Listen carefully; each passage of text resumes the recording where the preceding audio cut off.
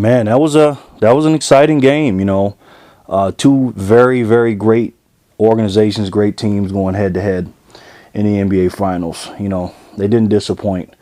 But my thoughts on the game are this: the Heat had it, but they kind of, I'm not gonna say they blew it, but the Spurs are just a little bit more experienced as a unit as far as their core group goes, in tough situations down the stretch. Although the Heat are very very experienced too. It's kind of like splitting straws, or splitting hairs or whatever. But here's the bottom line to me. This is what the bottom line, what it comes down to between these two teams. The Spurs 1 through 15 are a better team than the Heat 1 through 15. The only reason the Heat are better, if they are, or had a better record, or are going to win this series, or what separates these two teams, is LeBron James. He is the great equalizer. He really is, man. This dude, he does it all. And I hate to say this, man, but he needs to do more.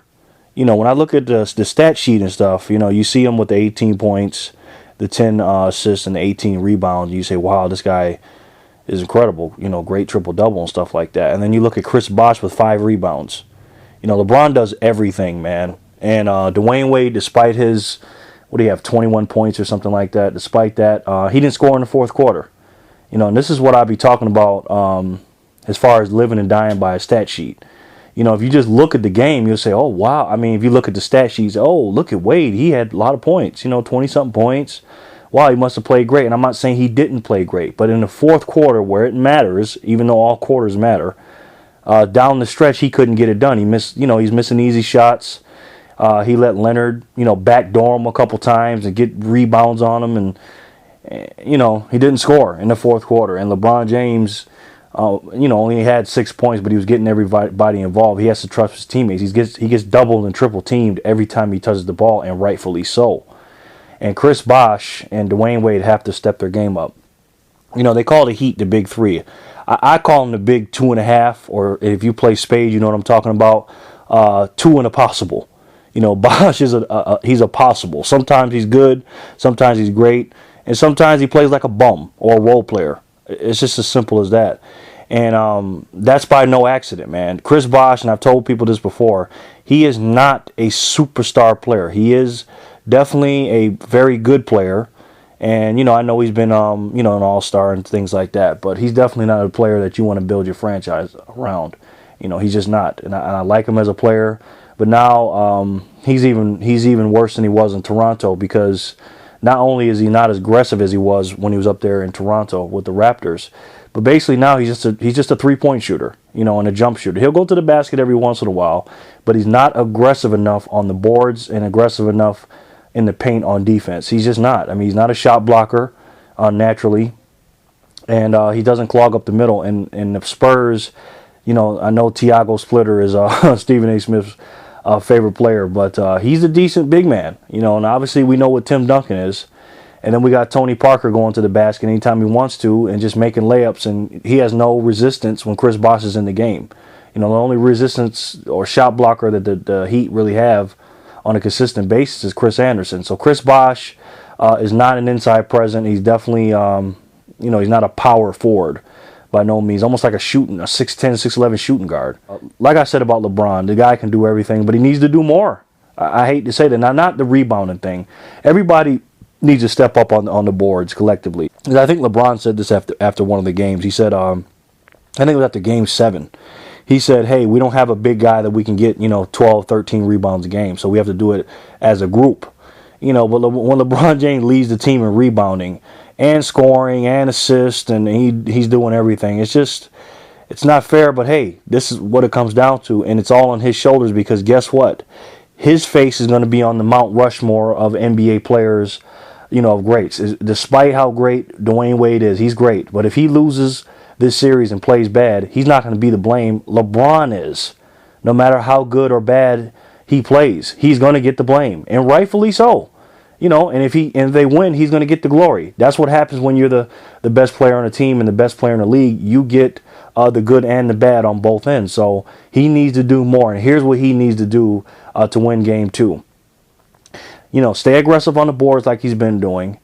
Dish to his teammate when he needs to. take what the defense is giving him like he's been doing, but he needs to be a little bit more aggressive, and he's got to get to the foul line more and got to get into that paint. Because when LeBron James gets his feet in that paint, it's dangerous for everyone. It's dangerous for the defense. He gets three-point shooters open. You gotta pay attention to him at all times. And when he gets to the paint, he definitely puts pressure on the referees to call a foul. He's gonna get a good shot up, or he's gonna get an open teammate for a three-point shot, or somebody cutting to the basket. So that's what he needs to do. The Spurs, they just need to play their game. They just need to keep playing. Somebody asked me, who do I think is gonna win game 2? I think the Heat will win. The NBA loves drama. So if they win this game, it'll be great. But if they lose and they go down 2-0 and go on 3 straight in San Antonio, they're not going to win the series. The Heat will not win this series. Going down 0-2. The Spurs would absolutely have to collapse after winning 2 games in Miami, and to lose this series. They really would. So I definitely don't see that happening. Dwayne Wade, he's playing on 1.5 leg. On 1.5 legs, and he is doing the best he can. He played a great first half, despite his injury, but in the second half he seemed like he slowed down a little bit, and his defense isn't there either because he's playing on a hurt knee. He's playing on a bum knee. The role players played pretty good. Ray Allen shot some threes. The Spurs, like I said, man, they're a well-oiled machine. They don't care who gets the glory as long as they win. Ginobili hit some big shots. Leonard hit some big shots, and of course Tony Parker. What could I say about this guy, man? This dude does it all. Like I said, he's like a mini LeBron. He gets into the paint at will.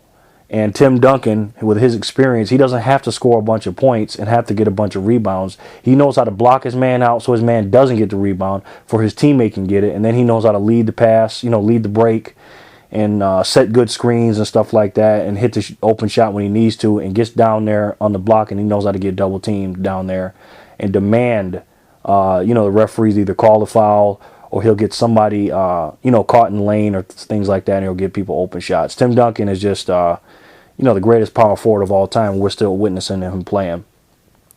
And Greg Popovich, what can I say about him, man? He did an outstanding coaching job and a game plan. And I'm going to tell you something, man, and so did Eric Spoelstra, but I'm going to tell you something. Game 1, you will not see a game like that again throughout this series. Every single game is going to be different, especially game 1. Game 1 is almost like round 1 of a championship boxing match. They just basically feel each other out and see what's going on. They use that tape to make adjustments. And game 2 will be entirely different. It really will. LeBron James probably won't get 18 rebounds again.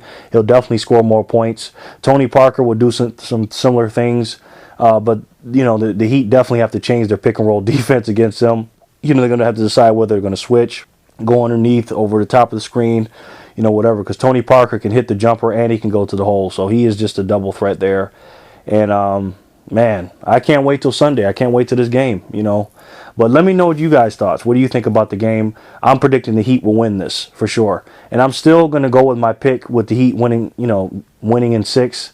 It's going to be tough, man. It is going to be tough. But I'm going to be hard on LeBron if they lose this series, despite Chris Bosh basically being a jump shooter now, Dwayne Wade being hurt, and the Spurs a better team. I'm still going to, be highly critical of LeBron James. I'm sorry, I am. He's my favorite player, but I am. And the Spurs, this team, man, honestly, they don't have any weaknesses if you really think about it. They got a point guard. They got a really good shooting guard.